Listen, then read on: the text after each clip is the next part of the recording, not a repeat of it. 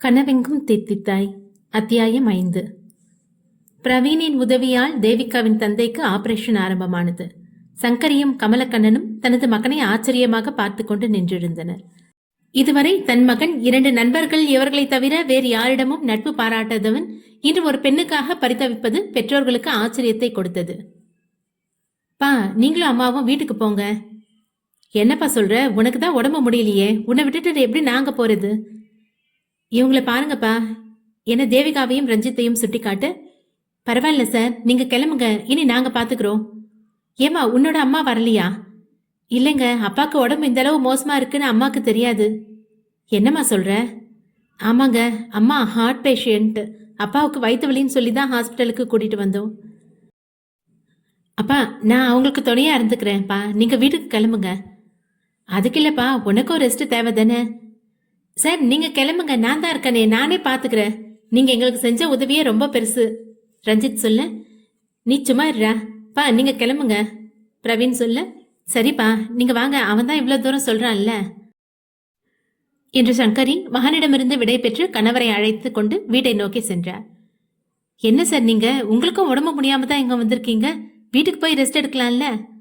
பரவாயில்ல, இப்ப உங்களுக்கு கண்டிப்பா ஒரு ஆள் துணை வேணும்ல. அதான் நான் அக்கா கூட இருக்கேனே சார்.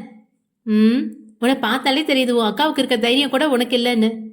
போங்க சார் என்ன சிரித்தவாறே கூறினான் ரஞ்சித். ஏதாவது சாப்பிட்டீங்களா 2 பேரும்? இல்லை சார். டேய், அதெல்லாம் அப்பவே சாப்பிட்டோம் சார். ரஞ்சித், நீ போய் சாப்பிட்டுட்டு இவளுக்கும் ஏதாவது வாங்கிட்டு வா. இல்லை, எனக்கு வேணாம். நீ சாப்பிடாம இருக்கனால தான் இவனும் சாப்பிடாம இருக்கான். இவனோட மூஞ்சியை பாரு, எவ்வளோ டயர்டா இருக்கான்னு உனக்கே தெரியும். தேவிகா தன் தம்பியின் முகத்தை பார்க்க அவன் பசியில் சோர்ந்து போய் இருப்பது தெரிந்தது. இதை கூட உணராமல் இருந்து விட்டோமே என தன்னையே நொந்து கொண்டாள். நீ போய் சாப்பிட்டு வாடா. நீ சாப்பிடாம நான் எப்படிக்கா சாப்பிடுவேன்? அதான் சொல்றேன், நீ சாப்பிட்டுட்டு அவளுக்கு ஒரு பார்சல் வாங்கிட்டு வாப்பா. போட்டுமாக்கா? சரி, இந்தா என 100 ரூபாயை அவனிடம் கொடுத்தாள். இந்த ரூபாயும் வச்சுக்கோ என 500 ரூபாய் தாளை அவனிடம் நீட்ட. ஐயோ சார், வேணாம், அக்கா தந்த ரூபாவே போதும். அது உனக்கே போதாதுரா. போதும் சார், ஒரு பார்சல் இட்லி 40 ரூபாய் தான், அதுல 5 இட்லி இருக்கும். நான் 2 பார்சல் வாங்கினா அக்காவுக்கும் எனக்கும் போதும். வாட், 40 ரூபாய்க்கு 5 இட்லியா? ஆமா சார், இங்க ரோட்டோர சைட்ல இருக்க கடையில வாங்கலாம் என்றவன் கடையை நோக்கி புறப்பட்டான். அவன் ரோட்டோர கடைக்கா போறான்? அதெல்லாம் அவ்வளோ நீட்டா இருக்காதே. எங்களை மாதிரி பட்டவங்களுக்கு எல்லாம் இதை வாங்குறதுக்கே காசு பத்தாது சார். பிரவீன் அவளை பாவமாக பார்க்க. பரவாயில்ல சார், நீங்க ஃபீல் பண்ணாதீங்க, எங்களுக்கு இது பழகிருச்சு. Sorry sir. எதுக்கு சாரி? தேவையில்லாம உங்களை கஷ்டப்படுத்திட்டேன். எங்க தகுதிக்கு ஏத்த மாதிரி சின்ன ஹாஸ்பிட்டலா போயிருக்கணும். ஆனா அப்பாக்கு எதுவும் ஆகிடக்கூடாதுன்ற பயத்துல இங்க அழைச்சிட்டு வந்துட்டேன். ஏன்னா அழ. இப்ப எதுக்கு அழற? அதான் இப்ப எந்த ப்ராப்ளமும் இல்லாம ஆப்ரேஷன் நடந்துட்டு இருக்குல்ல, என்னமோ என்ன. ஃபர்ஸ்ட் அழறத நிறுத்து. சில நிமிட சமாதானங்களுக்கு பிறகு ஒரு வழியாக அழுகையை நிறுத்தினாள் தேவிகா. அவள் அழுகை நின்றவுடன் தான் பிரவீனுக்கு அவன் மனதை அழுத்தி கொண்டிருந்த ஏதோ ஒன்றிலிருந்து விடுபட்ட மாதிரி இருந்தது. மகேஷ் நகைப்பெட்டியை தர்ஷினியிடம் கொடுக்க வர தர்ஷினியின் தாய் அன்னலட்சுமி அவளை அழைத்தவாறு சிவாவின் வீட்டிற்குள் வந்தார். மா, என்னாச்சு? ஏன் இப்படி அறக்க பறக்க ஓடி வரீங்க? பாலா யாரடி? என்னோட கிளாஸ்மேட், இப்போ என்னோட ஆஃபீஸில் தான் ஒர்க் பண்ணுறான். அம்மா, அவனை பற்றி எது கேட்குறீங்க? உன்னை பொண்ணு கேட்டு நடு வீட்டில் வந்து உட்காந்துருக்கான். என்னத்த சொல்கிறீங்க? தர்ஷினியை பொண்ணு பார்க்க வந்திருக்காங்களா? அமிர்தா கேட்க. ஆமாண்டா, இப்போ அவர் வேற வீட்டில் இல்லை, எனக்கு கையும் ஓடலை காலம் ஓடலை. மா, நீங்கள் இப்போ எதுக்கு இவ்வளோ பதட்டப்படுறீங்க? அதுவும் இல்லாமல் எனக்கு அவனை பிடிக்கவே பிடிக்காது. அவனை அப்படியே போக சொல்லுங்க. என்னடி சொல்கிற?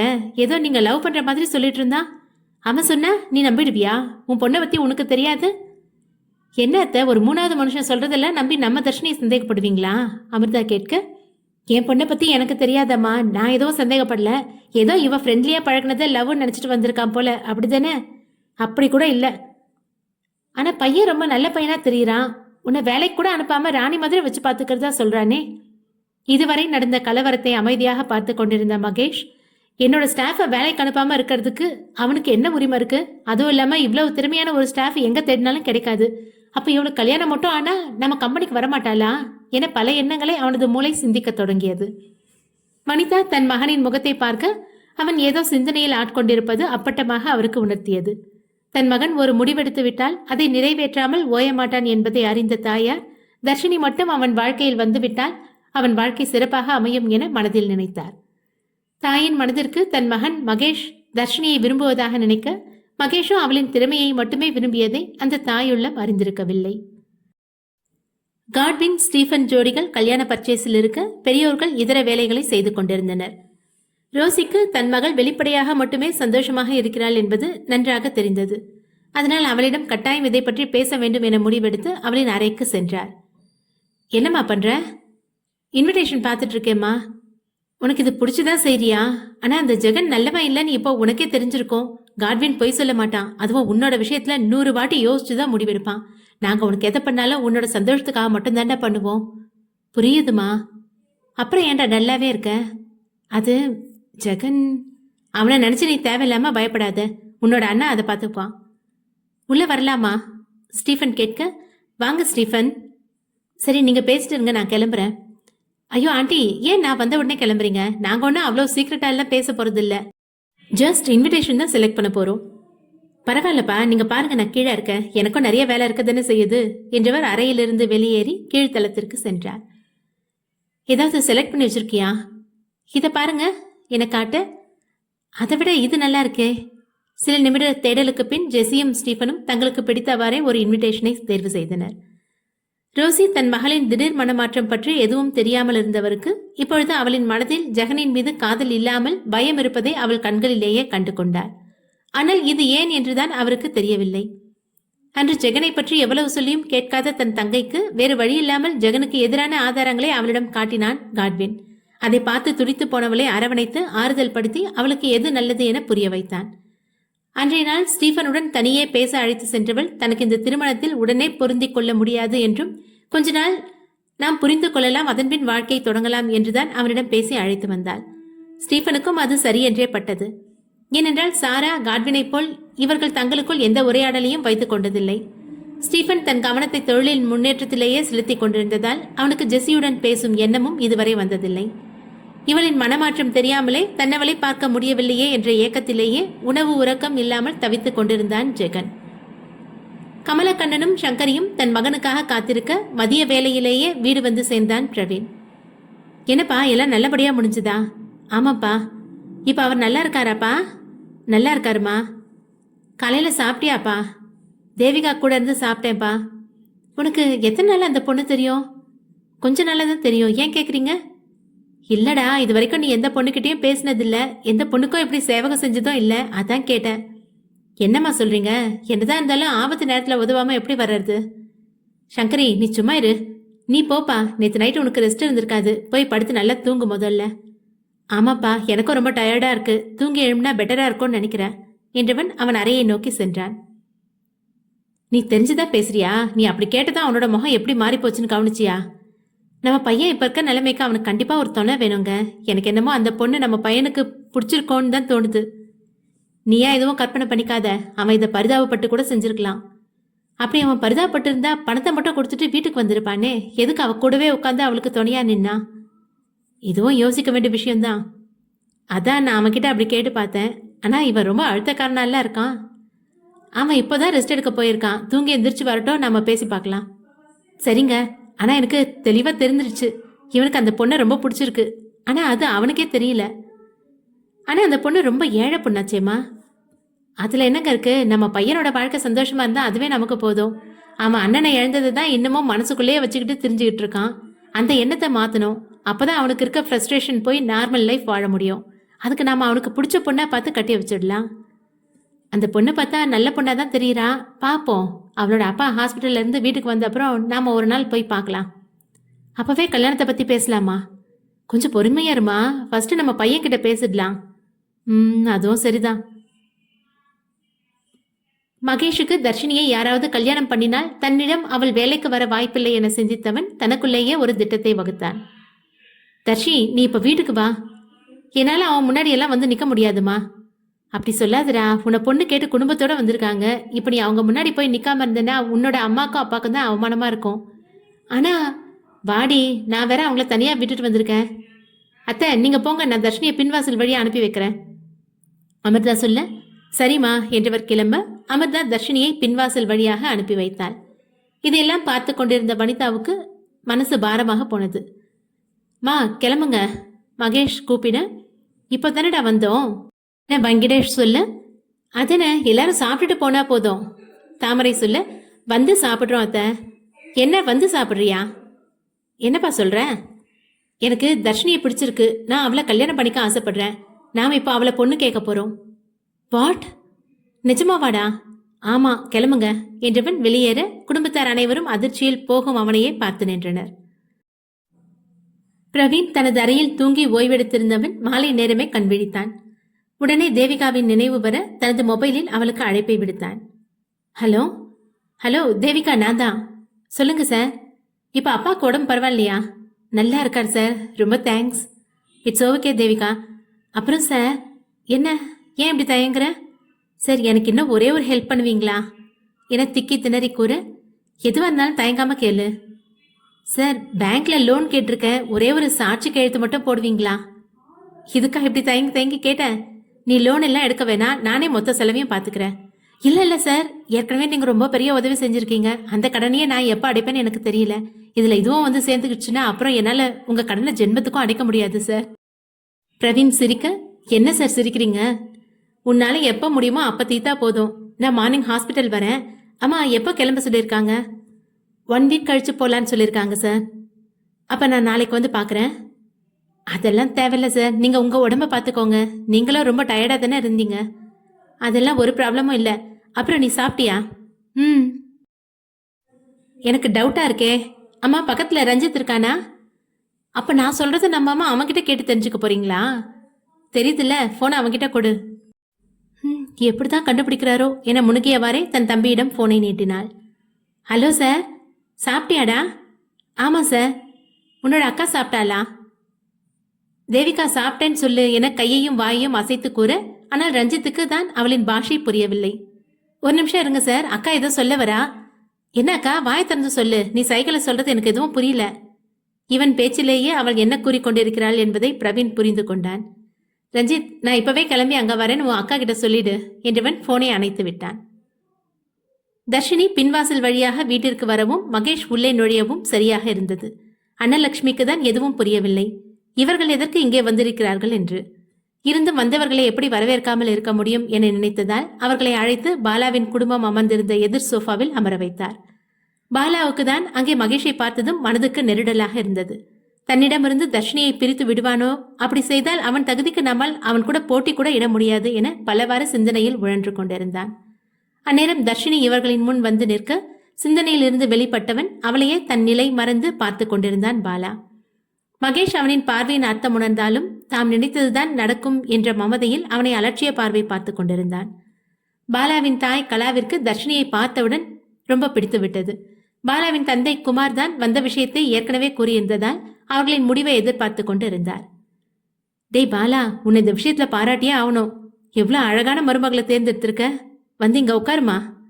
தர்ஷினி மறுபேச்சு சொல்லாமல் அவரின் அருகே போய் அமர்ந்து கொண்டாள். வனிதாவுக்கு தான் தன் வீட்டு மருமகள் அவர்களுடன் இணைந்திருப்பது ஒரு மாதிரியாக இருந்தது. என்ன இருந்தாலும் தன் மகனே முதலில் பேசட்டும் என அவனின் வாயையே பார்த்து கொண்டிருந்தார். உன்னோட முடிவு என்னம்மா? எங்களோட பையனை உனக்கு பிடிச்சிருக்கு தானே? 1 மினிட். மகேஷ் குறுக்கிட அனைவரும் அவனை நோக்கி திரும்ப, என்னப்பா என அன்னலட்சுமி கேட்க, எனக்கும் தர்ஷினிக்கும் வர சண்டே என்கேஜ்மெண்ட், 1 மந்த்துக்குள்ள மேரேஜ். வாட் என்ற பாலா தன் இருக்கையிலிருந்து எழ, கூல் மிஸ்டர், எதுக்கு இவ்வளோ டென்ஷன் ஆகுற? உனக்கே தெரியும் தர்ஷினிக்கு உன்னை பிடிக்காதுன்னு. அப்படி இருந்தா ஏன் இவ்வளோ தூரம் வந்த? அது உன் தப்பு தானே. அப்போ உங்களை மட்டும் தர்ஷினிக்கு பிடிக்கும்னு சொல்ல வரீங்களா? அதை தெரிஞ்சுட்டு நீ என்ன பண்ண போற? அதான் உனக்கான ஆன்சர் உனக்கே தெரியுமே. ஸோ நீங்க போலாம். யாருடா இவன் நம்ம விஷயத்துல வந்து குறுக்க நிற்கிறான்? என்னோட பாஸ். பாஸா?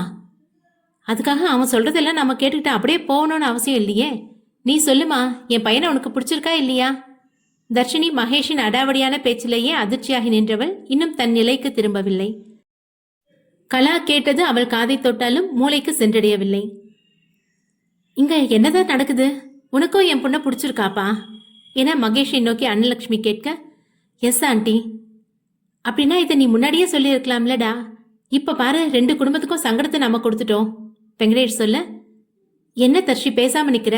என்னால இவனை மாதிரி உனக்கு காஸ்ட்லியான டைமண்ட் நெக்லஸ் எல்லாம் கிஃப்ட் பண்ண முடியாது. ஆனா என்னோட லவ் நிஜம். ஏன் நீ என்ன புரிஞ்சுக்க ட்ரை பண்ணல? ஓ, அப்ப நான் இவரோட காஸ்ட்லி நெக்லஸை பார்த்ததால தான் உன்னை அவாய்ட் பண்றேன்னு நினைக்கிறியா? நீ என்னோட கேரக்டர் பத்தி என்ன நினைச்சிட்டு இருக்க? என கோபமாக கத்த, அச்சச்சோ நான் அப்படி சொல்ல வரல தர்ஷி. அப்படின்னா எப்படி சொல்லி வந்த? அது அவர் உனக்கு ப்ரெசென்ட் பண்ணதே மண்டைக்குள்ள ஓடிட்டு இருக்கு. அதான் ஏதோ பேச்சுவாக்கில் பேசிட்டேன். I am sorry. உன்னை பத்தி எனக்கு தெரியாதா? இங்க பாரு பாலா, நான் ஆரம்பத்துல இருந்தே உன்கிட்ட சொல்லிட்டு தான் இருக்கேன். உன்னோட லவ்வை என்னால ஏத்துக்க முடியாது. கொஞ்சம் புரிஞ்சுக்க ட்ரை பண்ணு. என்னம்மா சொல்ற? என் பையனை உனக்கு பிடிக்கலையா? ஆமா ஆண்டி, நான் நிறைய வாட்டி அவனுக்கு சொல்லி சொல்லி மறுத்து போயிட்டேன். அவன் தான் புரிஞ்சுக்க மாட்டேங்கிறான். பாலா, கிளம்பு, வீட்டுக்கு போலாம். உன்னதான் அந்த பொண்ணு பிடிக்காதுன்னு அவ்வளோ உறுதியா சொல்றாளே. குமார் சொல்ல, ஆனாப்பா இவளை என்னால மறக்க முடியலையே. அப்பா சொல்றது கரெக்ட் தான் பாலா, கிளம்பு. நாங்க கிளம்புறோம், சிரமத்துக்கு மன்னிச்சுக்கோங்க என்று பாலாவின் பெற்றோர்கள் அவனை அழைத்து கொண்டு தர்ஷினியின் வீட்டை விட்டு சென்றனர். ஒரு பிரச்சனை முடிவுக்கு வர அடுத்த பிரச்சனை மகேஷ் ரூபத்தில் தர்ஷினியின் கண்முன்னே நின்றிருந்தது. அந்த பெரிய மாலில் காட்வின் சாராவின் கையை பிடித்து சுற்றி திரிந்தவன் அவளுக்கு தேவையானது அனைத்தையும் வாங்கி குவித்துக் கொண்டிருந்தான். ஸ்டீஃபன் அதே மாலில் இருந்த ரெஸ்டாரண்ட் ஒன்றில் ஜெஸியுடன் பேசியவாறு அமர்ந்திருந்தான்.